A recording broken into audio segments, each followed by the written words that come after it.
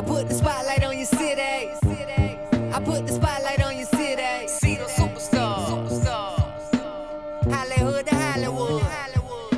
Girl, you look good. Yeah, they hollering, baby. Explode with this Spanx on, y'all. All right. It's okay. Let him win. He trying to work on you. He trying to work on you. And 5, 4, Don't forget to clap. 3, 2, 1. Ladies and gentlemen, welcome to Spotlight Over the City. I am your host, Stan Long, along with the lovely Terri T-Bomb Long. Give it up, give it up.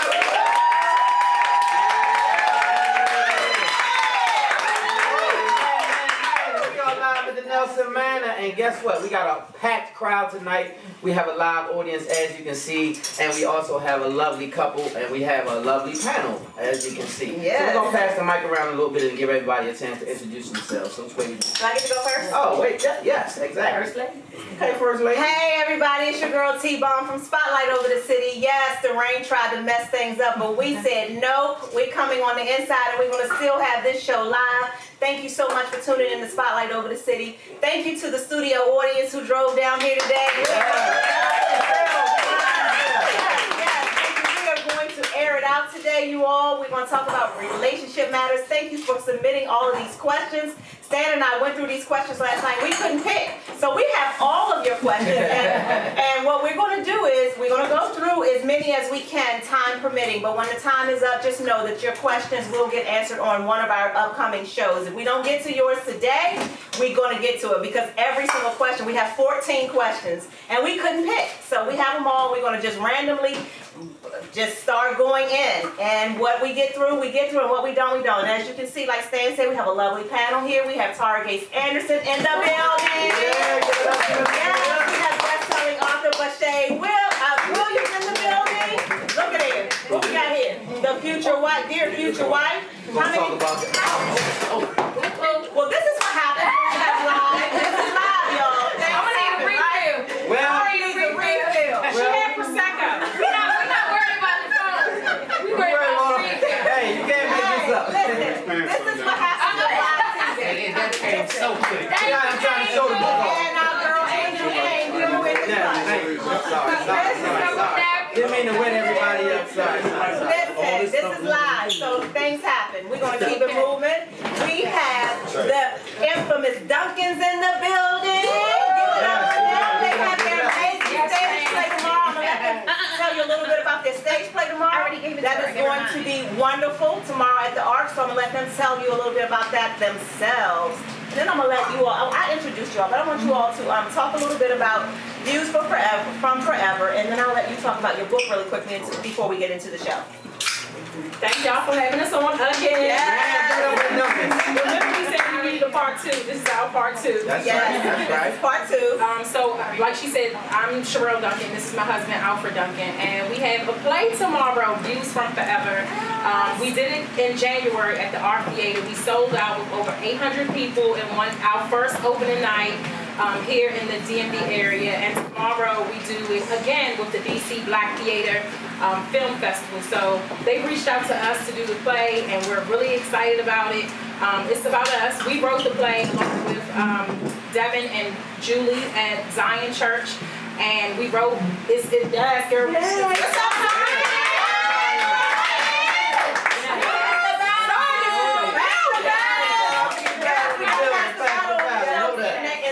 July 18th, we got Pastor Battle on the show, you all. Oh, yes, and they are a part of Pastor Battle and Pastor Marshall, also starring our play as well. And so it's about, I'll just give you really quickly what it's about. It's about our relationship 40 years from now. We're the only 2 actors in the play along with some voice actors, but we play ourselves 40 years from now if we didn't seek wise counsel on our marriage. So it shows the toxic ups and downs that you go through in marriage and how you'll react to one another if you don't seek help. It's comedic because he's an 80-year-old man, I'm a 70-year-old woman, so we have to change our body language. We have to be just different, and so it's going to be dope. We still have tickets left. foreverduncan.com is where you can get the tickets. Tomorrow at the Arc at 7 p.m. Do you have something you want to say? Did I cover it? You covered it. Great job. Yes, great job. I'm looking forward to it. And I will be in the building tomorrow, so so we are looking forward to it. I'll pass it over to Tara, let her introduce herself and what she's been doing. Target Anderson, CEO of TGA Unified. I do branding and marketing for businesses. One of my clients is in the building tonight, Bashea Williams. And then I just launched a sports division to my company. And I have 2 NFL players that I do branding and represent for. So shout out to Bashea Jackson with the Denver Broncos and Nick Nelson with the Oakland Raiders. Yeah! All right, I'm Paul Bashea Williams. I'm a licensed clinical social worker and an author. Social work? Dear future, okay, social worker.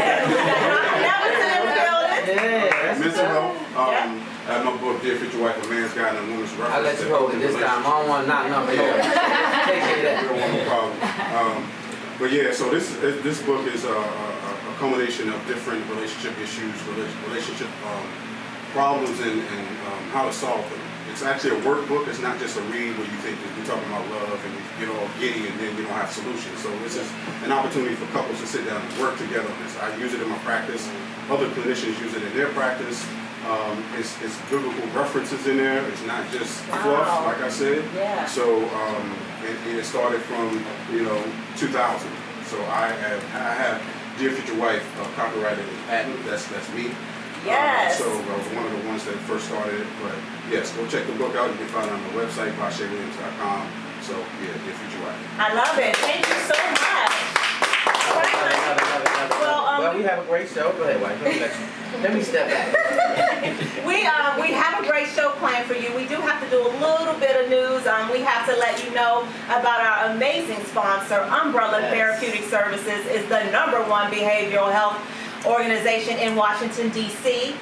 Mental health, it spreads across the board. I want to get rid of the negative stigma about mental health, right? It's not bad. We all could use some sort of mental health therapy at some points in our lives. And so if you're in DC, ages 5 on up, and you need mental health services, please make sure you contact Umbrella Therapeutic Services, and they will make sure you are in great hands. And Stan and I vouch for them all the way. Yeah, Umbrella shout out Therapeutic. Wes. Yeah, shout out to CEO Wes Jones from Umbrella Therapeutic Services. Who watched the BET Awards? Who did? Yeah. Shout out the whole city. I loved it. It was like one of the best. Shout out Sugar Red. You missed it?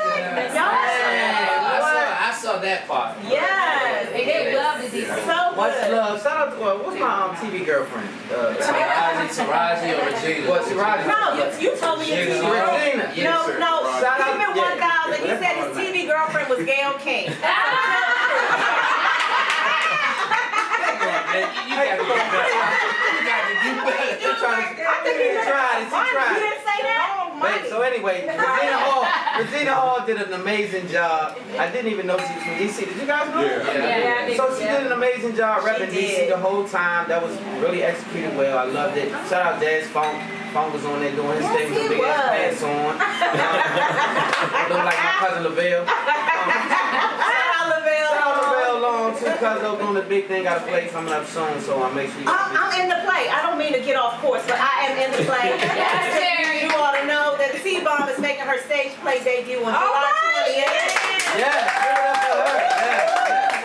Yeah. So yes, baby. Tell the name of the play. The name of the play is Confessions of a Side Chick. And so we're going to link it all together. That's why we're going to have Pastor Battle on our show July 18th to talk about his book, Side Chickology, which I'm not going to tell you about it. I'm going to wait until Pastor Battle comes on the show to tell you more about that book, but it is amazing. And the play is on July 20th at the Lincoln Theater in D.C. Yes. So we have some amazing talent. Big G is in the play from Backyard Band. We've got Dana Dane. We've got Lisa Allen. She's a Scooby sister. For those of you who know in the DMV, you know who Scooby is. Yeah. We got T-Bomb from Spotlight Over the City. We got y'all. Who's my client? Wait, she's last. I say the best for last. Yana Crawley is in the play. Y'all remember her? And Sonny Neverson. Okay, I know. Sonny Neverson is going to steal the play. That's my niece. Yes. LincolnDC.com, July 20th. So you want to move on? Yes. Let's get to it. We had news for y'all. We did. Yeah, we had. That's the news. Have it right now. We got stuff to do. So yeah, y'all gotta get Okay, you hold turn on the this. news. Turn it. Okay, so what we're gonna do is we're going to just, what Stan and I did, we shuffled these questions, we shuffled the questions before we left the house, and we decided we weren't going to cheat. So whatever we pull first is whatever we pull. That's what it is. Let's go. And the audience, you guys, everybody who's rocking with Spotlight If had you some amazing questions, and I was like, I know. these are great. So They're let's great get to questions, it. Let's yeah. get to it. First question. First question, is marriage still relevant? Other than religious beliefs, what are the real benefits of getting married in this new era of times?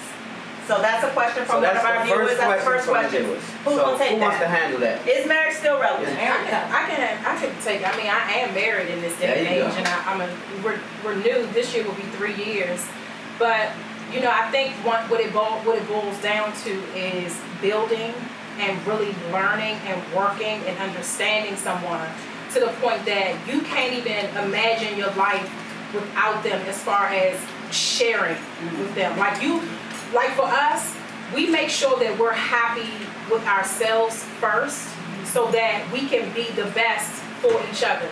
And I think a lot of people go into marriage looking for that person to make them happy and all of that type of stuff. And it really is unrealistic. Yeah. Because your heart is your heart. Yeah. Right? Your spirit is your spirit. Your soul is your soul. And you can be so connected to a person, and they can make you feel like the best person in the world. But if you have pain and trauma, and you're triggered by things in your past, it's nothing that they can do about that. Mm-hmm. So in this day, like for me, I love God. Our base of our relationship is to honor God. However, I know that my purpose is to build with Him. Yes. From all my gut, my intuition, the way things are going for us, our business, the kids, our relationships, the trials and the turmoil that we've been through, and the way we handled it, the way we've understood each other. We didn't understand all the time, so we had to seek counsel, but I'm not doing this because I'm a Christian. Yeah. Because I can leave and still be a Christian. That's right. And still serve and honor God. That's right. But I'd rather do it with Him, because I know the outcome is far greater than me doing it by myself. Is that a 202? Is that the station? Okay, thank you, Angel. Did you want to add to that? Or You covered it most, if not all of it. I just think, me personally, I don't think that we're supposed to do life alone. Yeah. I just don't, like, it's just too much. I don't know what I would do if I didn't have anyone to experience the highs and lows with. Yeah. You know, I think that leads to depression, you know, alienation and so forth and so on. So, you know, just to know that I have her for the rest of my life. Like, even with my kids and my family, truth be told, when my son finds a wife, he ain't gonna be tripping about me. Yeah. You know what I'm saying? We do. And when my daughter finds a husband, she ain't gonna be tripping off of me. So I know that this will be with me for the rest of my life. If nothing else, this will be with me for the rest of my life. Yeah. Yeah. All of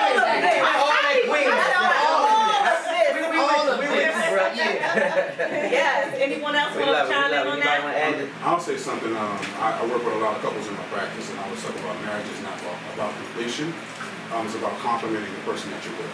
So I think sometimes we go into marriage and say, I want to get married because I want my relationship with myself to be complete. I want somebody to fix me. I want somebody to heal me. That's what life looks like. But ultimately, if you work on yourself when you meet somebody, you don't need them to finish you. You know, Yeah. That completes the relationship status, but not you yourself. That's right. So, and then there's I do a diagram with a picture of a triangle. So the triangle relationship at the top, the man and the woman is at the corners. But anytime that can flip. So you're always pouring into the relationship, you're always pouring into each other. So that's what I think the marriage is still relevant. I love it. It is still relevant. Okay, so Is marriage still ideally, relevant? yes it is, very much so. So ideally, what everybody considers as marriage is relevant. It is still relevant. So what about that single person that says, well, I'm single and I don't think that marriage is relevant. If I can have a solid relationship, I don't need to be married. What about that person? There are lots of single people that I've talked to who've said that. They say, other than unless you have that Christian belief that you have to get married before having sex, they think, well, what is the other benefit of being married? If I don't believe that, if I'm already having sex before marriage, so I already broke that rule, what is the point of getting married outside of that. That's not my belief. I'm just saying a lot of single people believe that. So it's like, what's the point? You know?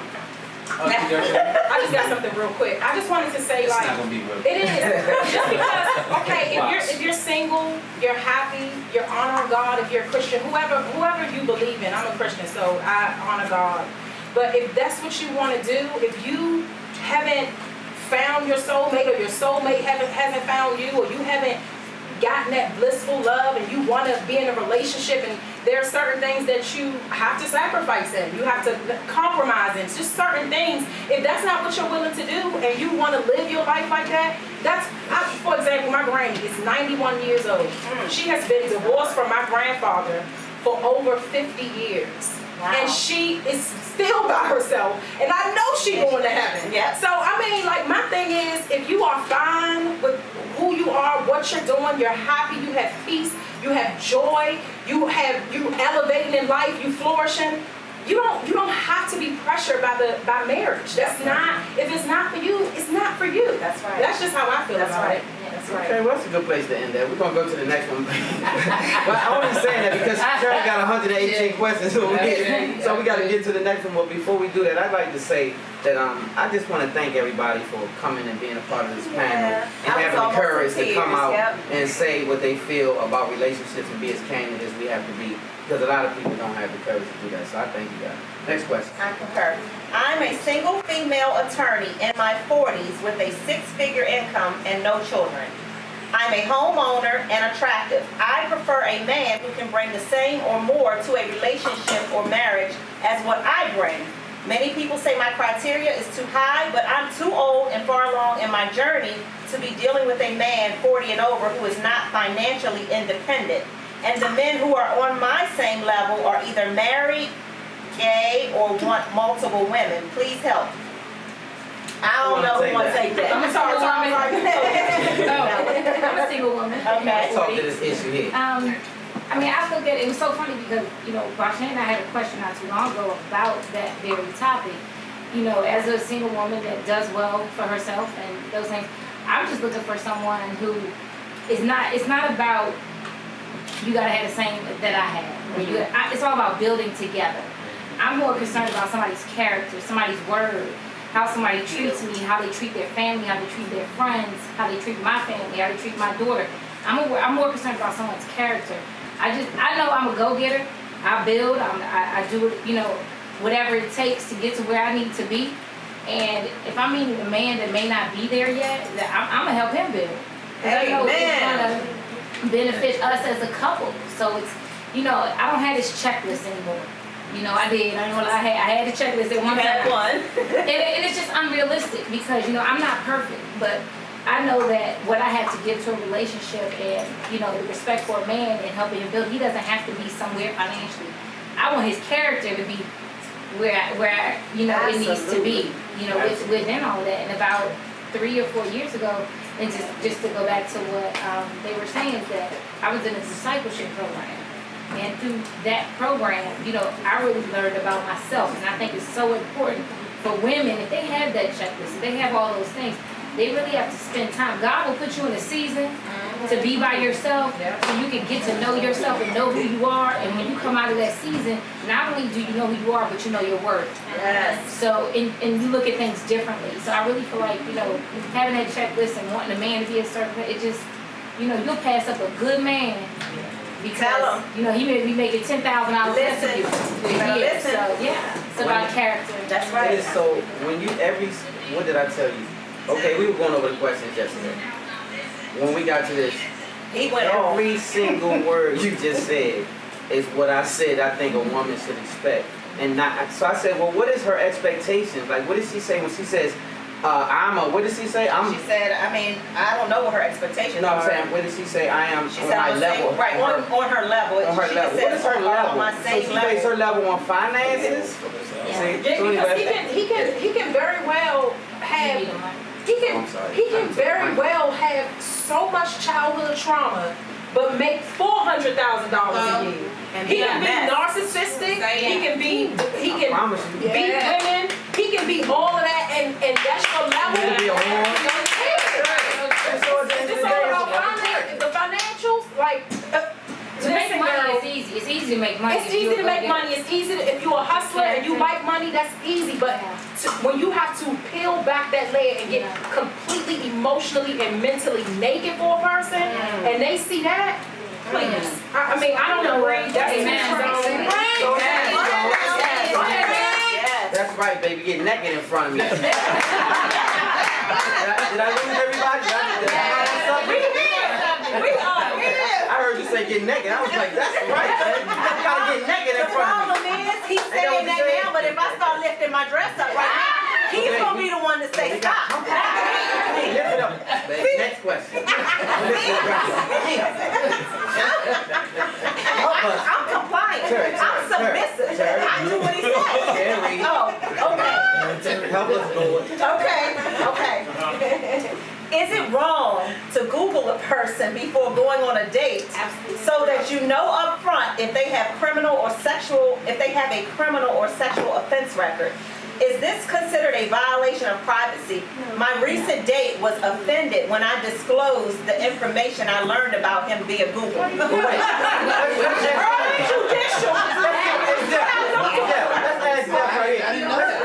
Let's ask the audience member. As a man, how would you feel? How would you Honestly, I'm not gonna say I'd be offended by it, but I would feel like It's a wrap after that. yeah, it's almost sneaky. You can confront me and ask me. But then if he's untruthful, then he's not for you. That's true. But you should be able to come to me and ask me, and if I feel a certain kind of way about you, or I feel as though our friendship might be going in a certain direction, then I should be able to disclose everything to you about me without hiding anything. Because once you start out hiding things from the start, it's a rap right then and there. Yeah. So, but to start snooping off the break can be a rap too. Right? Because how would you feel if a man went into all your business and he sees something that may necessarily not be bad to you, but he may see it bad. Like that so time you got to charge for keying somebody's car. see what I'm saying? All of that, put the windows flat in the damn tires, that time at 89. And that might not necessarily be you as a person. Right now. I don't too much agree with that. Yeah. So, I mean, me personally, I don't have a problem with it because I know I'm at that age now. I mean, I'm married now, but I was single at this age. I wasn't dating just to be dating. Right. I'm dating for the long term. So, I mean, just like in employment, they gonna check on you. They gonna find out what kind of information you got. And so, if I find out some information and I bring it to the table, I want to know. Well, what happened when, you got an assault? You got an assault charge. Yeah, that's cool. I mean, as long as I know, I don't want to be sitting here, falling all in love with you, and then it comes up that you on probation. Right. You know what I'm saying? Right. You can't go. I'm trying to plan a trip. Right. You got your passport confiscated. I need to know. At least let me know before we get on But wait, we got another audience member to talk. But before we get, y'all funny too though. Go ahead, Tom. I can't take it. I mean, we're in a new age right now where you have to do some type of due diligence. Who you collaborating with, who you doing business with, who you discussing your dreams and visions with, and it's just being respectful. You know what? If I maintain a clean background, you know what? The people I associate need to be doing the exact same thing. So, you know what? And if we don't establish that in the beginning, then, you know what? I am going to do a Maryland case search one day. There's nothing wrong with it. So now you do know that men don't go through this situation. But that's mostly my for the thing females. is, we don't do background checks on no woman. If you can do that, we just wanted to be on time. But that may be a problem. But say for instance, because she might have slashed a whole bunch of tires back in her day. And you find out about it. So with that being said, you all, is it fair to say you should Google anybody around? Your friends? Males, females? Well, maybe y'all about to hit me on to being nosy. I think it's important. I think it's like, I did a panel for dating for single parents. So if you're out there dating, you got to have somebody around your kids. You need to know what your experience is. Even as a single parent, you don't have kids, like you want to be prepared, and it's an opportunity for a conversation. Like, why are you embarrassed about what you've been through? Like, we grow. We've been through things. Everybody's been through. We have a history. We have past. Yes. Now we're at a different place. Yeah, that was it. This is where I was. And just talk about it. Like, we gotta be honest and open because we don't do that. My bad. And to what he said, if you're embarrassed about your past, chances are you haven't changed. And you're not over it. Yeah. Not over it. So that would be Good stuff, you all. Okay, good stuff. Good question though. I will admit that I was secretly hoping that this question would come at the bottom because I just. Let's get to it. We are approaching our 5-year wedding anniversary. My husband wants us to try a threesome with a sexy woman when we take our 5-year anniversary trip to Belize. I'm okay with it, but afraid that we might like it and we will want it again and again, even after we return from our trip. How do you all feel about something like this? I also worry about what others might think of me if anyone ever knew that I enjoyed a threesome with my husband and another woman. I'll let you take that. I think she already did it, and now she just trying. That's what I think she already did it. Only reason why she ain't never said nothing because she worried about what people think. Exactly. But she already on it, and she might not have told her husband yet.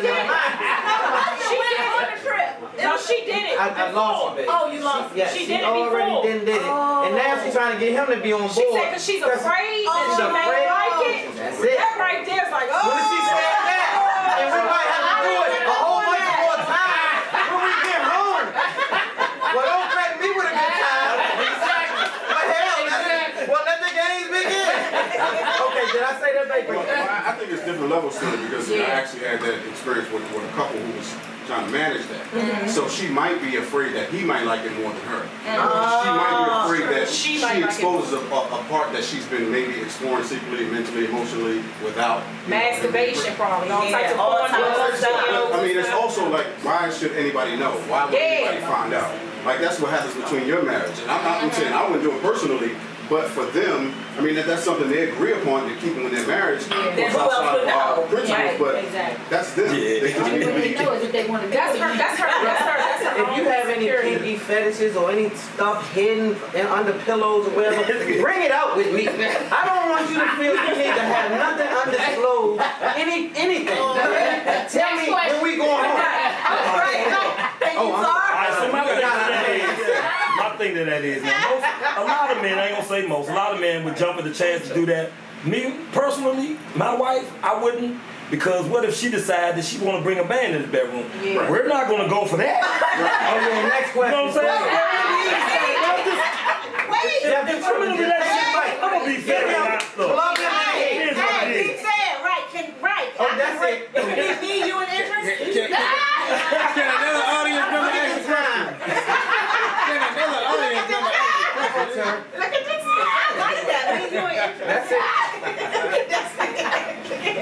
Okay. That's fine. What are the key components to successfully blending a family? Wow. That one is big. That's big. Here we go. That's big. You. This is the That's biggest big. one thus far. big. I would agree. I think the most important part of blending a family is that the person who is not the parent of the child has to develop a relationship with that child. Very Period. important. Away from the biological parents. And once you develop that relationship, I think that everything runs smoothly because they respect you, they love you, they care. I know even with children, I don't know if you've heard this before, but it says they don't care what you know until they know that you care. And so once they know that you care, then you can pour into them so much. But if they don't think you care, they just think you just here for their mother or you just here for their father and you really don't care about them, then, you know, children, they waiting for a chance to rebel. Yeah. They like jump rope. They like when it's gonna happen. So if you give them the opportunity to rebel, they gonna take it. But if you know, show them that you really love them outside of, you know, the father or the mother, then I think that it works out fine. I also think that it takes a level of understanding between the two people because even in our situation, we're a blended family. He parents totally different than our parent. We came into the relationship, he had a son, I had a daughter. We had different genders. It's just different ways of raising a boy and raising a girl. They have different ways of thinking. They mature differently. And so if we have that understanding that, okay, these are our kids, they're growing, we have to grow with them so that we understand them and we're not blinded by, oh, my child is so good they wouldn't do this. Being open to the fact that your child will do some terrible stuff and that other person may see it, and when it's brought to you, just to have some understanding and be open to see that your child is not perfect. And your child may be a thief, your child may be a liar, your child may be a manipulator in some ways, but it's ways to handle that. And you have to be strong enough to hear these things about your own child, especially if you're in a marriage, because this is supposed to be forever. And so if you have younger kids, how are we going to survive this if you can't handle hearing these things right now? And so just being able to trust your husband or your wife enough to know that my best interest is for them to grow in love, respect, and I want the best for them. And so when you go back to that, like, you're not doing this to attack me, you're not doing this because you don't like my child, you're doing this because you really do love them, and you may see something that I don't see, because we see things in our children that he may not see in his son, I may not see in my daughter, and we bring it to each other. It has been rough, but we are learning now that we love each other. We love the kids. So why are we fighting? We learning now that we love each other? No. I've been new. No. We're not learning that we love each other. We're learning that we love each other enough to be understanding as to what we're bringing to one another when it relates to the kids. And I think foundation-wise is the kids are watching. Yes. So they're watching how you two are interacting. So if a kid sees that you're interacting or you're disrespectful to mom, you're disrespectful to dad, kids gonna follow suit. So we set the example from the foundation principle of how it looks, that the kids gonna kind of warm up to that. And then, being on a unified front, creating that love atmosphere. And we also gotta be honest and be patient, because it doesn't matter how much you love your significant other, and you have a child of your own, and they have a child, you're not going to really treat them the same way that you treat your child. I know we say we do, we want to, we try hard, but there's something that's missing, and that's that really blood connection. And we just got to be honest with ourselves, and then kind of check ourselves when we go look at that other child and says, wait a minute, that's not really, because we human. We just got to be honest and patient. That's true. That's so true. That's very true. Y'all covered it all. I speak from a perspective of like daily. My daughter's grown now. She's 21, and she's more nosy than she is, than a 10-year-old be. But it's about getting to know someone. I'm real big. I'm a Google you, yes. And y'all know right now. And I've had people say, I'd like to meet your daughter. No, hold on. So I have to get to know that person. I have to get to know the character. I have to get to know if they're worthy to be around my daughter, because she's 21 now. 2 and 21 is still the same. Because again, my daughter is not grown. Right. By age, she may be grown, but I need her to be able to look at me as a woman and make these choices to be around people that are worthy.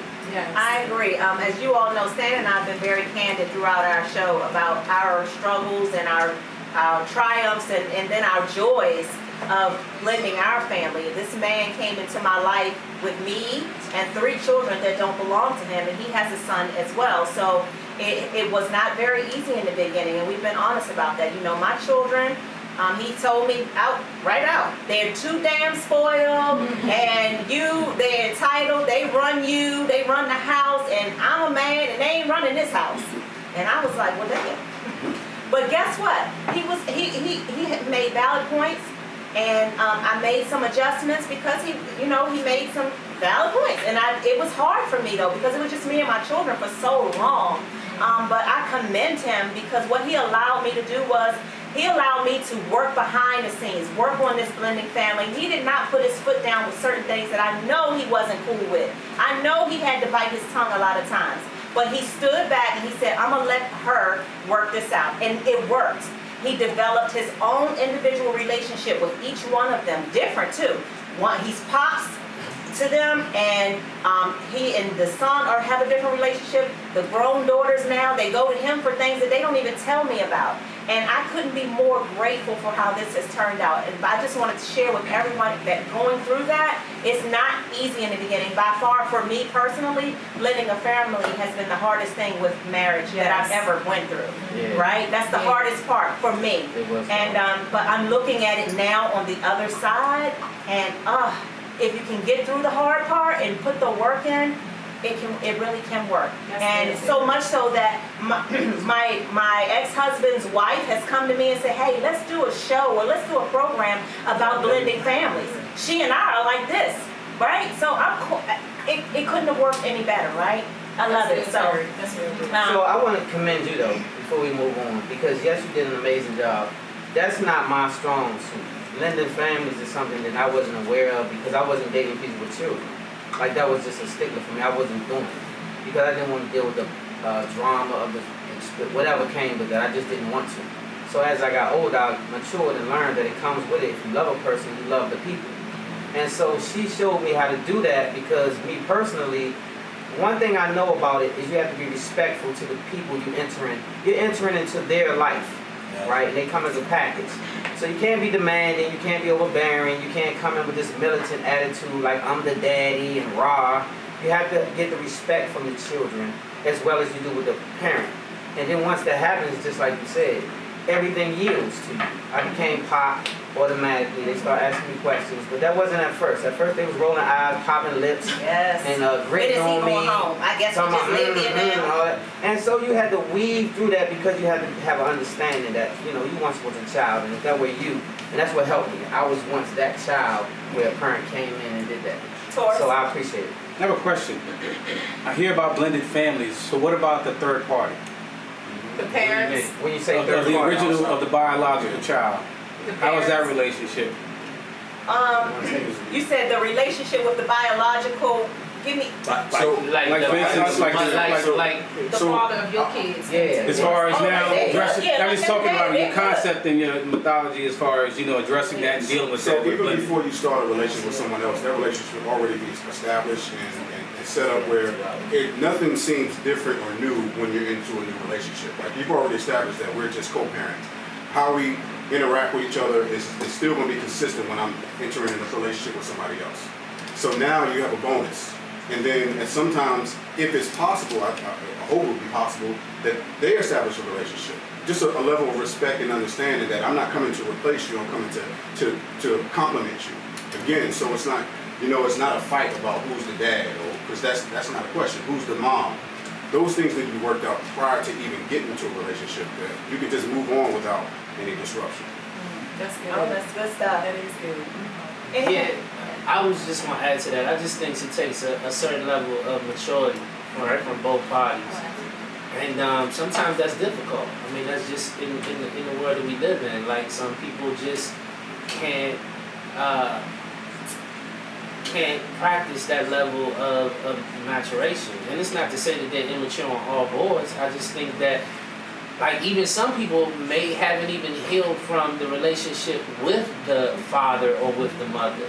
So I just think that it's very difficult, but I think that if you can handle it, if you can be mature enough, then the benefit is like, it is amazing for the child and for the relationship, for the marriage and for the person who's not even in the marriage. Yeah. Because I think that, it's just, I know I went to church probably like 3 weeks ago, and there was a dude in there who just got married, and it was his ex-wife and his ex-wife's boyfriend, and they were all worshiping together. I was like, yo, that's a beautiful thing. But it takes a level of maturity that everyone just doesn't have, and everyone may not even be willing to work towards. Right? So true. So we're going to wrap it on that one, so we got to get to the next question since wifey got 100 of them. Let's go. What you got? Wow. That was good, you all. I recently saw my best friend's husband on what appeared to be a date with another woman at a restaurant. When I saw him grab her face and stare in her eyes and kiss her on the lips, I assumed it was not business. He did not see me, but I do have it on my phone now. Should I tell my best friend? That is tough. I'm out though. That is tough. That's just how I feel. That's my BFF. I'm out there. Hey, I'm gonna be honest, Tony. I'm gonna tell you right now. Okay, sorry. As his best friend, I'm gonna tell you right now. If I catch you kissing a man in the street, On the lips? I'm telling. That's I'm right, not big even man. gonna lie. I'm telling. I'm gonna tell you to your Take face. a I'm picture telling. too and video. Let me tell y'all something, and this is for all my friends watching, my family, and people who just know me by the show. If you see Stan Long, anybody,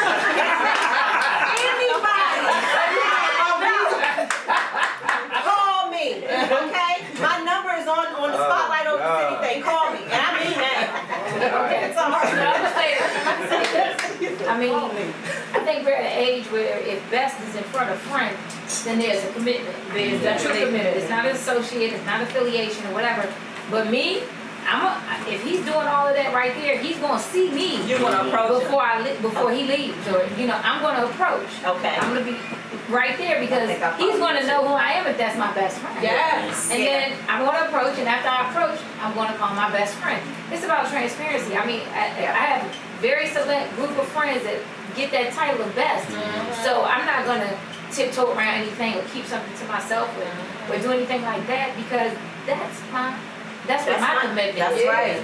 That's how I Say, audience member. First off, I want to commend y'all on your responses. The questions are great, but your answers are even better. Very mature, very my personal view is I'm not saying nothing. I've been through it already. You tried to tell your friends something and they don't take it the right way, or they end up back together and they hate you. So it's just better just, I learn to keep my mouth shut. So you saying mind your business? Mind my I don't business. think I could do it. If I saw my best friend, if I see you doing that, she not my best friend. You said I'm not letting it go anyway.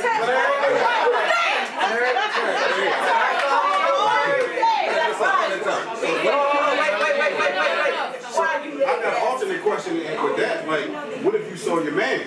Would you go and approach him while he's on a date? No. First of all, I would say something to him if I think he out of pocket. Okay. Yeah, I would Jeff say would do something. that. Jeff would do that. First of all, they call me all the time. I'm their counselor, trust me. They call me all types of stuff. Turn me like, Jeff, I don't mean to bother you right now. Can I talk to you? That happened to me before, right? Okay, so we're gonna move on before. It happened to me just like you said. I did what you said. I called my man and I told him what was going on. To this day, he don't talk to me because she told him that I was just stirring up trouble and don't believe that and I like her and blah blah blah. And he was like so in love with her. He knew she was lying, but he didn't want to let her go. So he didn't want to face truth because truth means you have to go. So he wanted to stay. So me personally, from learning, what I would do is I would let you see that I see you, and I would give you the opportunity to tell yourself. Right? You gotta handle that now because I see you, and go take care of that because that's my folks. And then if you don't, then I just had to let that. We have another audience comment. I'm saying something. Oh, You say? One more. What's up, Frank? Me personally, I'm saying something. Me too. Yeah. Like you just said, I'm gonna let you know that I see you. And I'm saying I'm gonna let you know that I see you, and then I'm calling my folks on the way after. that's right. Yeah, exactly. But if you see me, Frank, you ain't seen me, Frank. Now you gonna give me Next other Frank. question. See who? What? Next question. I'm a kid Next question. Approach you after the show. Listen, how do married couples keep it hot in the bedroom with busy, demanding work schedules, kids, PMS once a month, keeping the house in order, cooking? And what is the normal frequency of sex for a happily married couple? 1 time a week, 3 times a week, a couple times a month? Whew, I'm gonna hand it over to y'all. 3 to 4 times a week. We already know Stan. We remember from Stan. It's not bad, every yeah. day. Every day. I'm gonna say this. So I for me, I think it depends on what's going on. Like what's going on, because we can have a super busy schedule and still be super busy. We can't curse. Having sex. Yeah, you I was about to curse.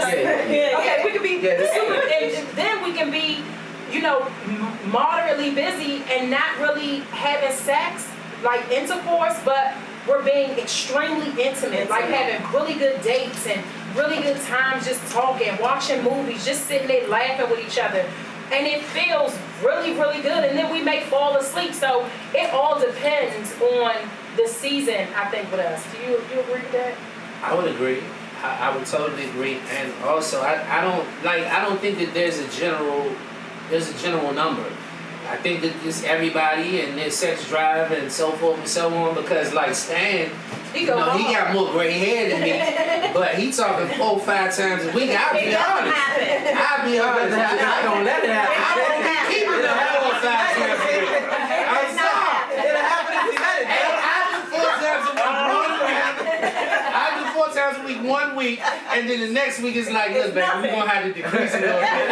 You know what I'm saying? But I mean, I just think that it's just for different people. You know what I'm saying? And I think that I think it's about the moments, and not necessarily about the frequency. I agree with y'all, and I think, like you said, intimacy starts before sex.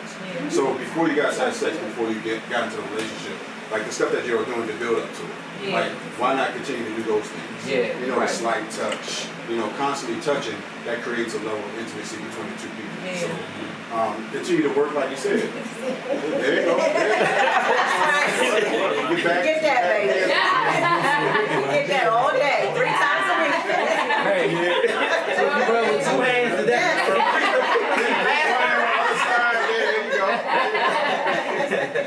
Yes, I agree with what everyone has said. I mean, we're not on the same page always with this frequency thing, but you know what?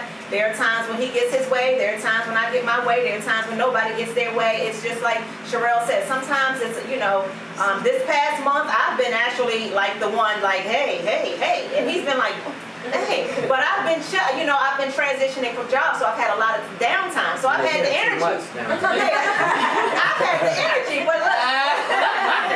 You need to go jogging. So we go downtime. See when you got when I give him this 3 to 4, and now he's like, hey, listen, now it hasn't been like this.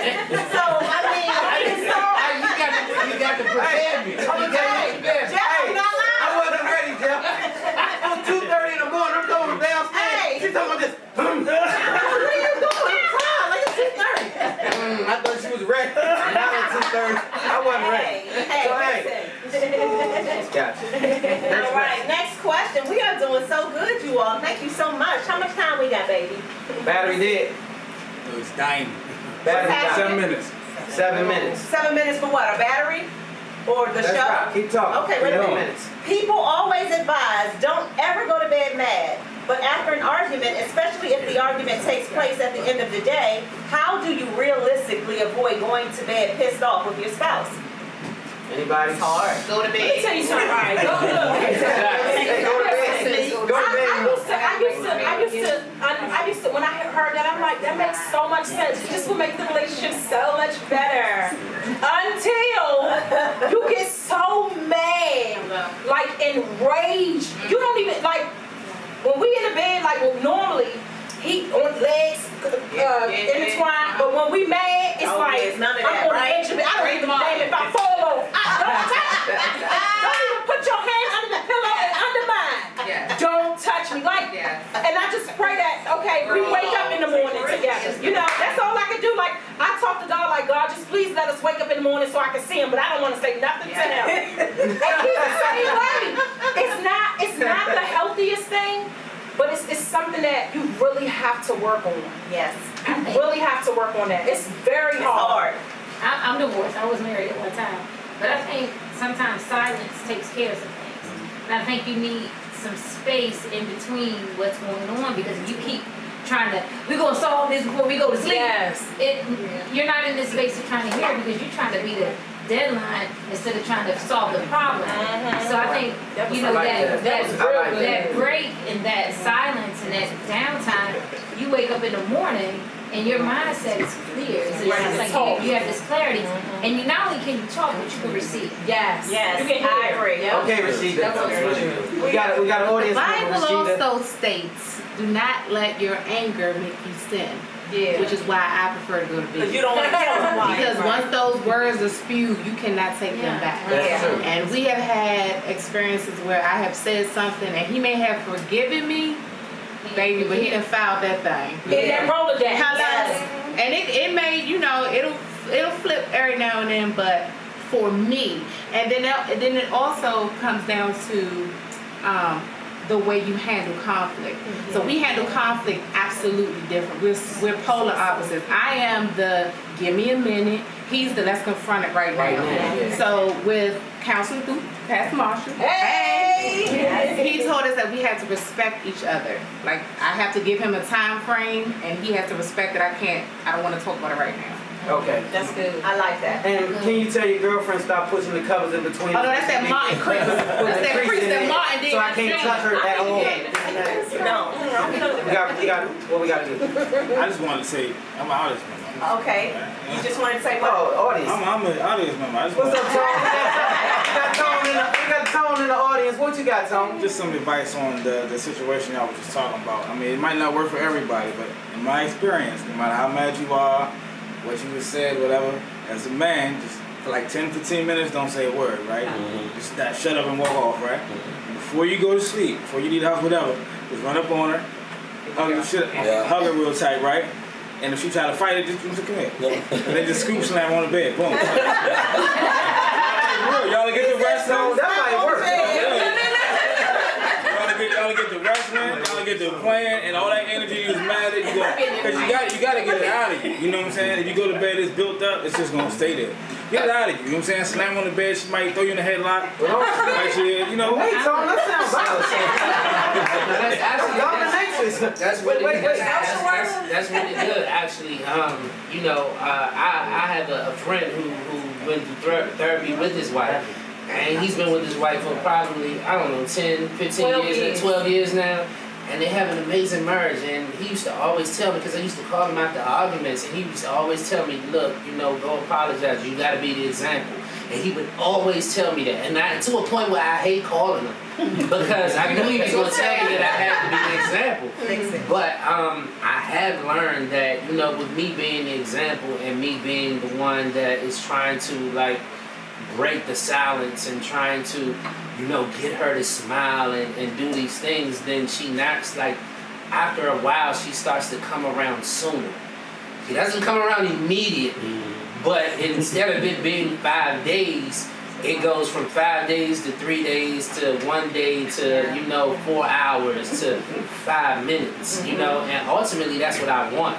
So, as for a man, yeah, I definitely think that we have to be the example, although I hate the hell out of it. I'm gonna be honest. I want to be petty just like her. I want to do all of the petty stuff that she do, I want to do it. But, you know, as a man, I guess we don't have it. We got to yield to the Nelsons. The Nelsons have something to say. Well, just to add to that, being the example is being that example in the household, because your children are watching as well.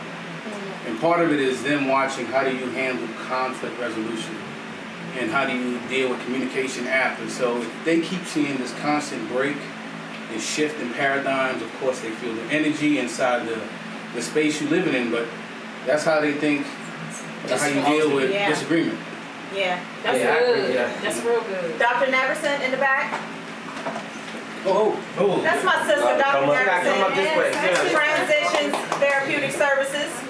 I just wanted to just kind of confirm what most people have been saying. I tell when I have clients, I tell them sometimes you have to do what I call the 24-hour rule, because sometimes you are too angry, and when you talk, when you're angry, you're talking with your emotions, and you will say something that you can be forgiven, but it's not going to be forgotten. Yes. And so sometimes when you feel that way, sometimes even with marriages or any other type of situation, you need to take a step back, give yourself no more than 24 hours, because you don't want to go 2, 3, 4, 5 days without communicating with each other. So 24-hour rule, use it, it works.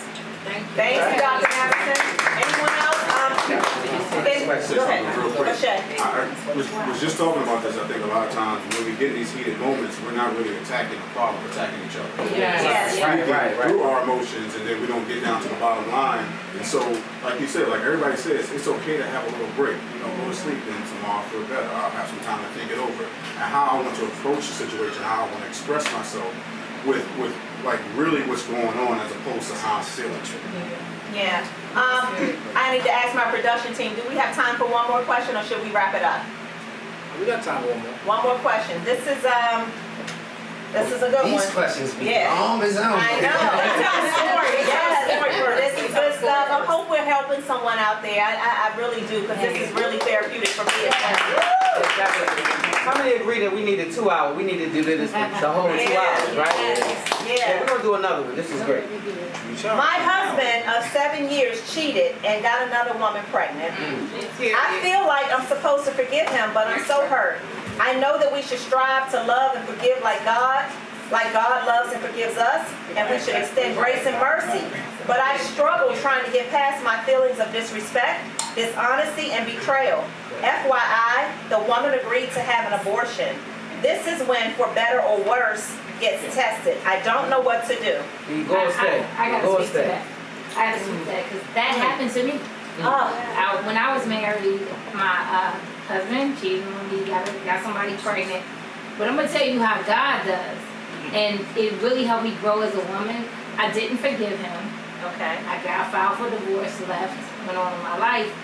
And about 6 or so years after that, the woman that got pregnant, they used to call my house, and it was a big thing, called me and said, hey, did you know? I said, well, yeah, I knew. She thought I didn't know anything about her son. She said, well, I said, yes, I knew. And she just went into, I want him to meet his sister, all this stuff. So I said, wait a minute, pump your brakes. First of all, you owe me an apology. Because I don't know if you remember, you used to call my house and say this. And we used to, be real bold. Used to pick him up, like it just got out of control, disrespect. But what I had to do as a woman is look at that child. Because it got to the point where he had cut her off, ignored her, wasn't doing anything, went on about his life. What she did to us happened to her, but she came to me because I was the only solace that her son would be able to have. Yep. So when that happened, and we talked as women, we overcame all of that. I talked to my daughter about it, introduced, we ended up meeting, and she did apologize to me. Like a heartfelt apology, because after I reminded her everything that she did, and I said, I know that you're coming to me because you're looking for solace for your son. I get it. That's your primary reason for calling me. But you have to own what you did. Yeah. Because until you own what you did, you're running after him for child support that you're never going to get. You're trying to make him into this bad person. But you have to remember, you played a key role in where you put your son right now. Yeah. And until you understand that if you no longer have him to chase, then you have to face the reality of what you did. Yeah. Is that you came into somebody's marriage, committed adultery, and had a child. So, going through that piece of she wasn't self-reflective, she was just trying to heal her son. I said, I'm going to be here for your son. I'm going to help it because that is his son and this is his sister. But let's come to terms with what happened with you. And what happened, I'm not trying to make you wrong, I'm just trying to make you whole. Right. Oh, I like that's that. A tough I like that. That's strength. That's strength, maturity. If she had come to me probably about 3 years earlier, it'd been a different conversation. But, being able to grow through that and understand it's the kids are the most important thing. Yeah. The kids are the most important. So because of the sake of time, I'm going to just ask by raise of hands, who goes and who stays? Who goes? In that Yolanda situation. Who says, you find out I can't stay in that situation? I got somebody pregnant last week. What you going to do? Pregnant by somebody. You go and stay. How many go? That's it. Raise your hand. Who's gone? How many stay? Who Here's stays? the thing. I can't just say go and stay. My heart. Because I've been cheated on in every relationship I've been in prior to this. That's right.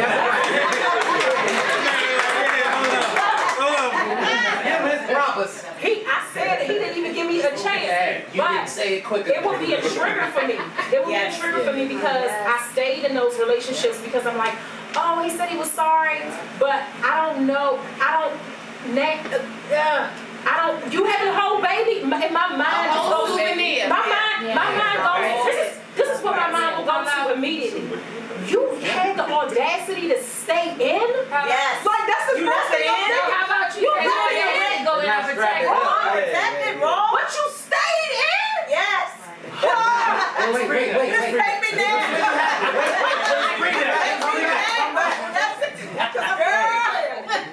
That would be Yolanda. I want to say. Yolanda Nelson. I got some. I want to say something. Everybody has a story, okay? My husband and I have been married 20 years. So been together almost 23 years. Yeah. So we have many mountaintop and valley experiences, okay, dealing with in those areas. So at this stage in my life and maturity, as far as a woman developing, yes, if it was last week, absolutely. Because I'm the treasure that you lost. Yes. Okay? So, and guess what? You've got to live with that. Okay? Especially all the valleys and the mountains we come over. That's part of your journey. Yeah. As well as mine. And I have to, I'm glad you said that because when it happened to me, we were married 1 year. So that was my thing was, okay, this is who you are. This is who you are and where you are right now. This isn't we're 20 years down the line, you know what I'm saying? Right. So I'm not going to stay in that and live a life of that and be unhappy for the rest of my life because you doing this now. Right. Well, it looks like you made a great decision because he's continuing his pattern. In all fairness, that woman is always given to. I mean, that question is always given to and men. Women are like, I'm gone. But let's be honest here, fellas. How would you feel if your wife cheated and when you be out? Show her hands and who would be out if their wife got pregnant while cheating?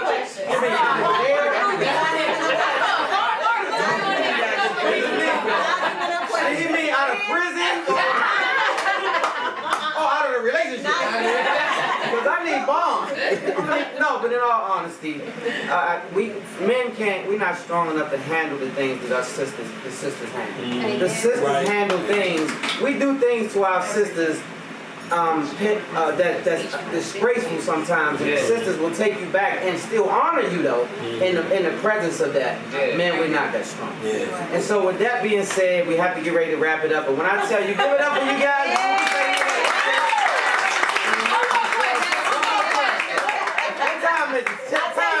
Time check. What time? We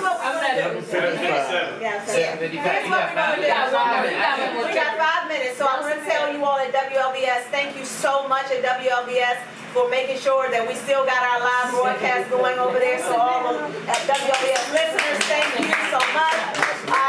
Nelson Manor,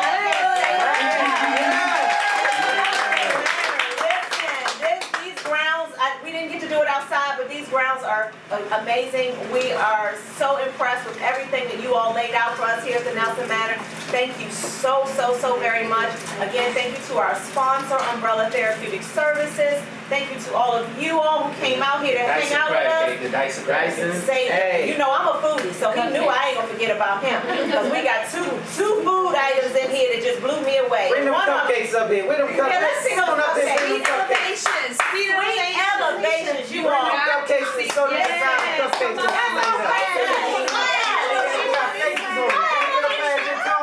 Sweet elevations went up.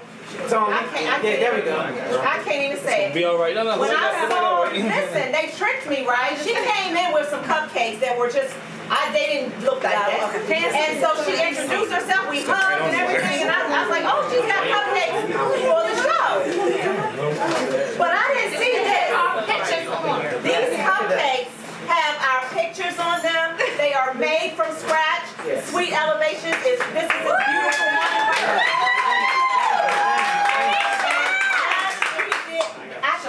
Wait, And they are delicious. Y'all have Take one. There's yours with your picture. Here we go. And this is our spotlight over this. Tell me the flavors. Alicia, what's the flavor? What flavors do we So you have? have butter vanilla with cream cheese icing. Yes. And then the sweet potato with the walnuts. And then you have sweet potato with cream cheese icing. And then the butter vanilla with chocolate. Thank you. My inner fat girl is always winning. But after I saw Lizzo on stage at the BET Award, what's it? Lizzie, I love her, and when she showed all of that, I said, yes. Wait, no. Wait. I was gonna say yes. We're gonna start a movement. I said we will start a movement. A movement, right? get it. Thank you guys. I love everyone at the sound of my voice. WLBS listeners, Listen Vision family, everybody, the whole DMV, the whole DC, everybody. Thank you to the whole panel once again for being a part. I love you guys. You guys are amazing. Give yourselves a hand.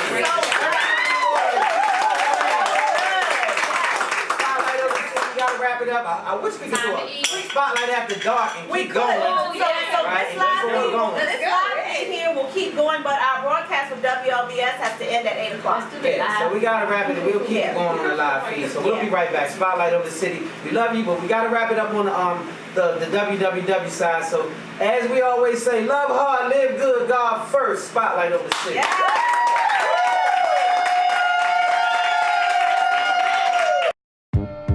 I put the spotlight on your city. I put the spotlight on